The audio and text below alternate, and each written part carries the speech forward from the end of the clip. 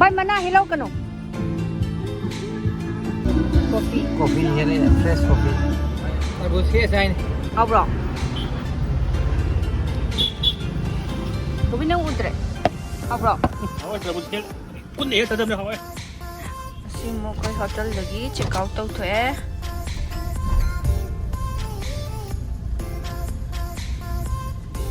Masih aham spot sa kay niya ba? Bay Falls.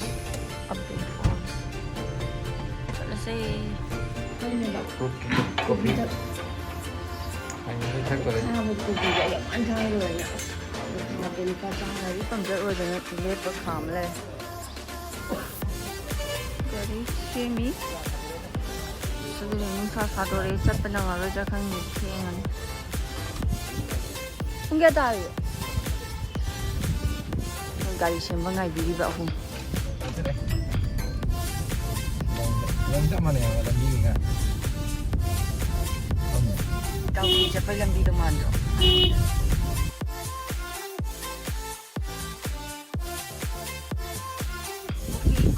Kopi boy je.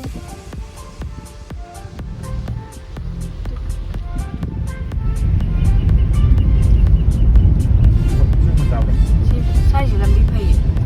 Boy je bermalas sembang. Kalau tak hay pada start dia macam hay bida.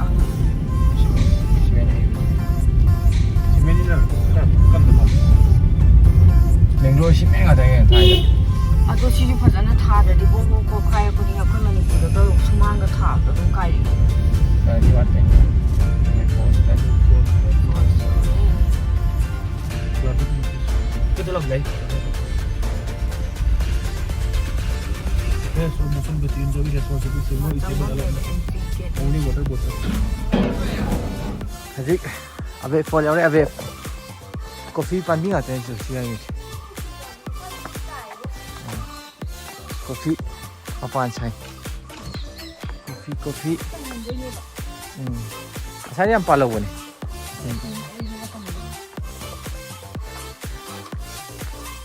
Tuh, saya yang palau. Kopi tu si ni lo, si kang halakan dah. Coffee. Sini anu boy ni. Anu boy. AV4 lah, AV4. Saya mana AV sini AV yung dia. AV4 lah. Sini pun tak ada. Suai tu. Phone jadi, tadi.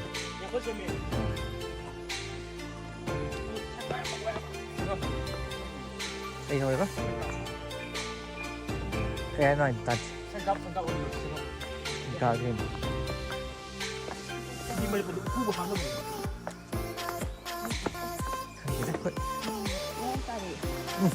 Sinh nhầm ta làm đấy. Nông chu ban thao rồi đấy. Bây giờ mà phong gì của em ngoài.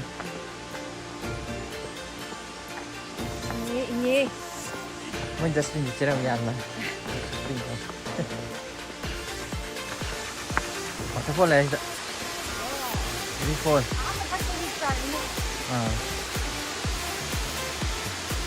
Sing nung ju pantha da mai ta ne waterfall. Nó tàn nó này.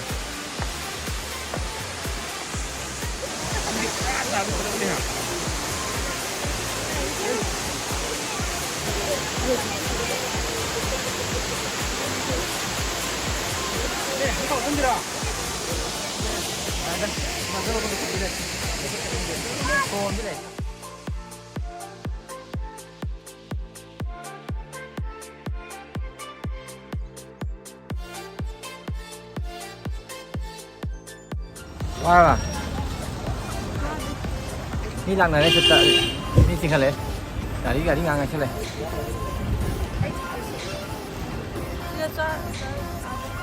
Làm sao chưa? Dah. Kita boleh kali yang ini terang. Lemon nasi satu. Đâu ấy? Omkar Temple vậy rồi.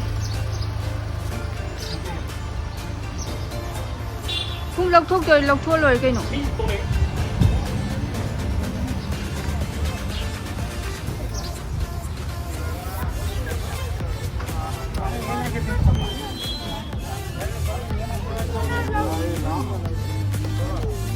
Ngalih, kaman kapay. Hindi ka man craft later ba? Tortoise. Chậu tôi vào này. Cái này là cùi cái gì vậy?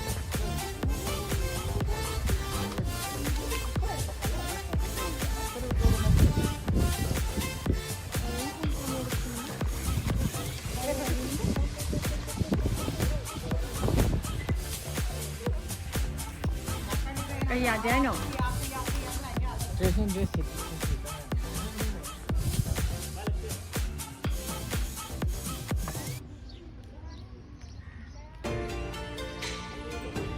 Temple manung ne ko Omkar temple hai si manung di phone pusan baya draman sida prohibited hai sandal tong baya de happen se baya de mobile phone ki Kamu saya terus.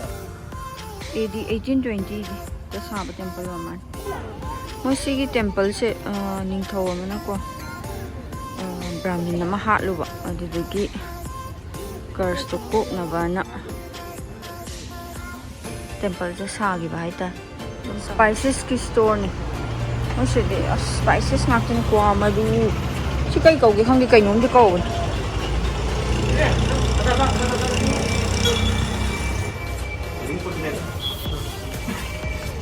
duk siam lai re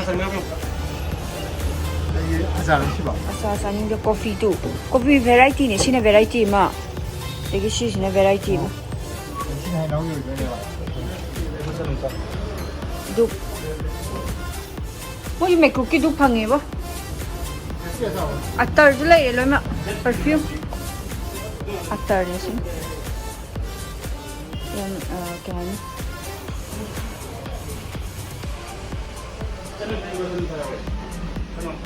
no midlay pumpkin seed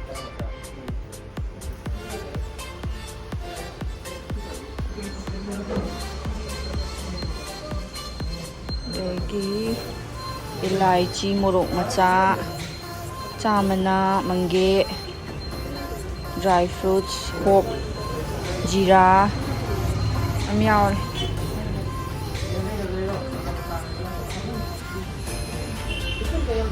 Rona, chocolate like that draw.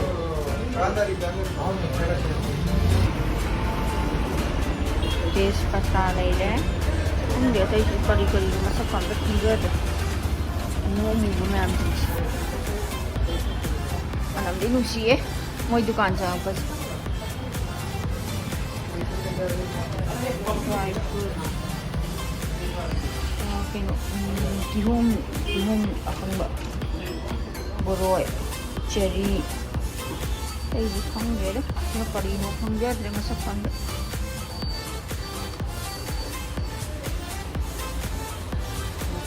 Haldi, coffee, phật bầm mà không ngạc chân hả? Phơi cả hai lần hết rồi mới tàn rồi cái nhà, nhiều rồi chứ. Hello, Trung Yan.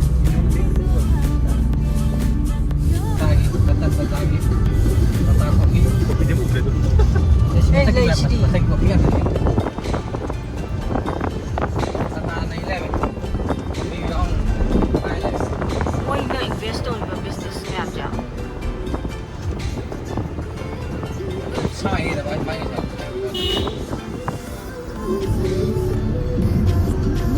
Dugu di boy ko Starbucks lok salam na.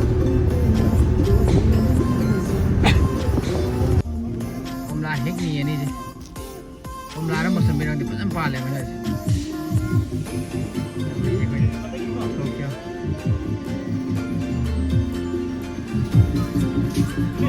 Gari chendra hai lao.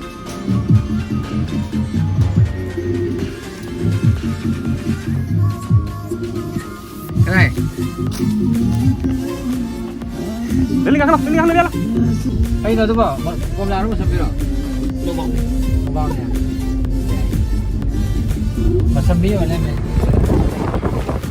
Sport amo mo yore. Malagi di ham na to. Malali. Malali. Pero kung sino may ugali sa? Okay. Ini sige.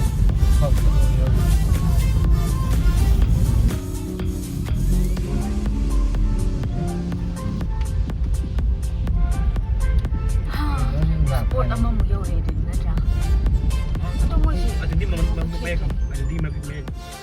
ꯌꯧꯔꯦ ꯃꯅꯥꯂꯤ falls ꯍꯣꯏ ꯃꯅꯥꯂꯤ falls ꯌꯧꯔꯦ ꯁꯥꯗꯤ ꯁꯥꯏꯍꯦ ꯏꯁꯤꯡ ꯃꯈꯣꯟ ꯍꯧꯔꯦ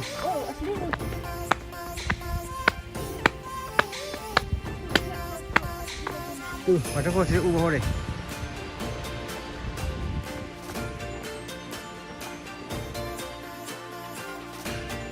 ꯌꯥꯝ ꯁꯥꯡ ꯀꯨꯝꯊꯔꯦ ꯍꯟꯖꯤꯟ ꯍꯦꯜꯂꯦ ꯍꯣꯔꯦꯟ ꯀꯥꯈꯠꯂꯛꯄꯗ ꯀꯞꯇꯣꯏꯅꯦ ꯋꯥꯡꯉꯦꯕ ꯋꯥꯕ꯭ꯔꯥ ꯑꯗꯨꯒꯨꯝꯕꯗꯤ ꯒ꯭ꯔꯦꯚꯤꯇꯤꯅ ꯆꯤꯡꯊꯔꯕꯅꯤꯅ ꯁꯤ ꯋꯥꯕ ꯂꯩꯇꯦ ꯁꯤꯒꯤꯁꯦ ꯖꯣꯛ ꯐꯣꯜ ꯑꯗꯨꯃꯥꯏꯅ ꯇꯧꯋꯦ ꯍꯥꯏꯕ ꯀꯣꯐꯤ ꯋꯥꯜꯅ ꯍꯧꯕ ꯑꯃꯅꯤ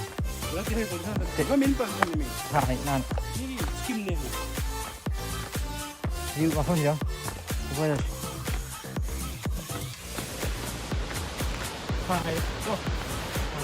ꯚ꯭ꯌꯨꯁꯤ ꯌꯥꯎ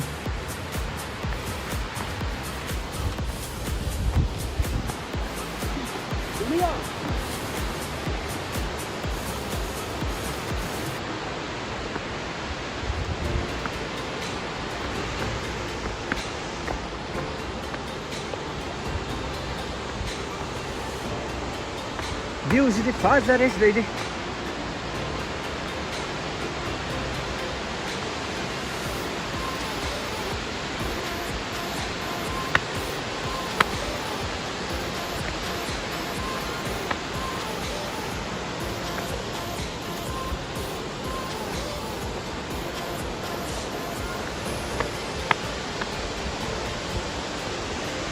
Tam kansan geldi ama.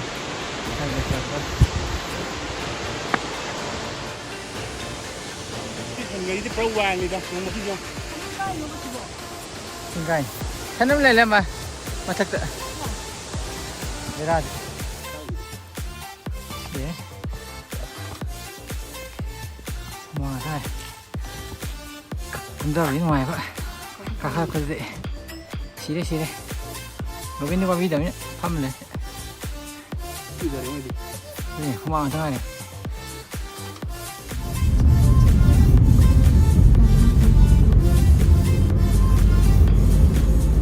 Mata yaudırınca bu çok sonra mı oldu? Mới là basic ai đấy. Chúng ta cần đi đấy. Làm gì mà vậy? Làm gì nó chậm vậy? Ý số gì thế nào? Ý thế mà nó thay thì bra. Canada ăn trên đấy gì? Bra không lên.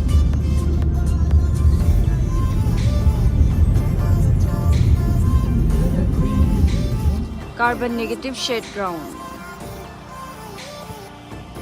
Coffee plant ngạc cho nên mà sao?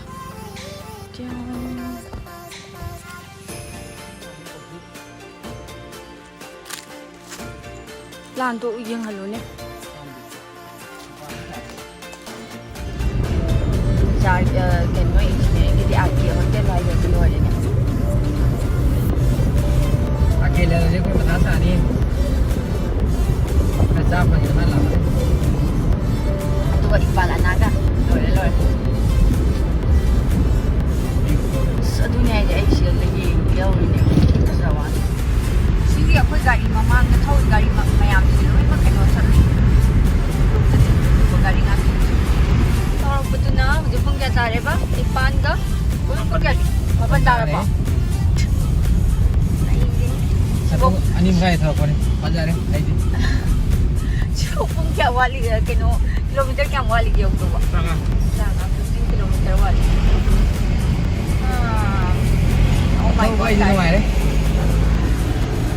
Không có người để muốn bên nào bên phút tung hai rồi kia không còn khẳng gì nữa. Rồi na rồi. Dầu đây. Bây giờ sẽ dầu thứ hai đi. Cũng từ. Tara mà khai ta rồi đấy. Không anh đi mà khai thì gì. Thao quân này dịch tới dầu thứ hai. Làm bi trả bị xuất ta leo ạ. ꯎꯗ꯭ꯔꯦ ꯃꯌꯥꯝ ꯁꯤꯗ ꯃꯐꯝ ꯃꯇꯥꯡꯁꯤꯗ ꯂꯣꯏꯁꯤꯜꯂꯒꯦ